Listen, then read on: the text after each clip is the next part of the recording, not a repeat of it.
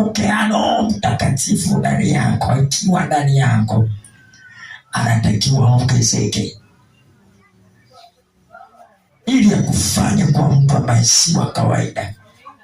Tena kuna tofauti ya kupokea na kuongezeka.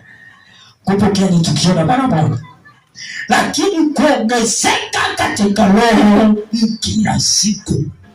Lazima Roho Mtakatifu aongezeke ndani yako. Sasa anawezaje kuongezeka ndani yako? Kwa kadiri unapoijua kazi yake, ndivyo Roho Mtakatifu anavyoongezeka ndani yako.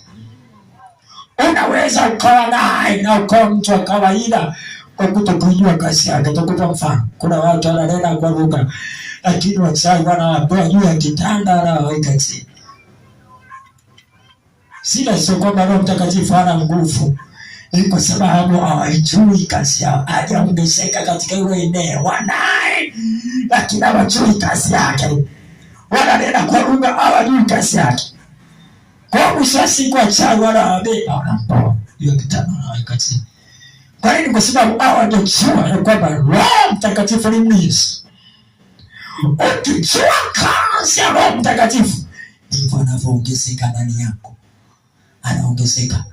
Kazi usiyojua ya Roho Mtakatifu, Roho Mtakatifu haifanyi katika maisha yako. Kitabu cha Mwanzo sura ya 1 mstari wa 1.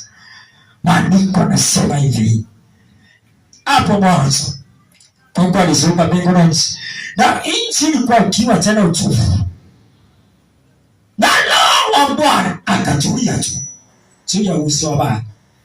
Yeye ni muumbaji, lakini akatulia tu. Dunia yote ikawa ukiwa, ilikuwa ukiwa, hakuna kitu, giza. Anatulia tu. Mungu kwa kutaka kutufundisha kazi ya Roho Mtakatifu alituonesha jambo kwamba ukishatambua kazi yake, unaanza kutamka, unaruhusu afanye. Na alipotulia juu ya uso wa bahari katika dunia, Mungu akasema iwe, ndipo Roho akaumba. Maanake Mungu alijua kazi ya Roho Mtakatifu ni kuumba, akampa ruksa afanye, akaumba. Ukimjua Roho Mtakatifu kazi yake katika maisha yako na kuikiri kazi yake, anaongezeka ndani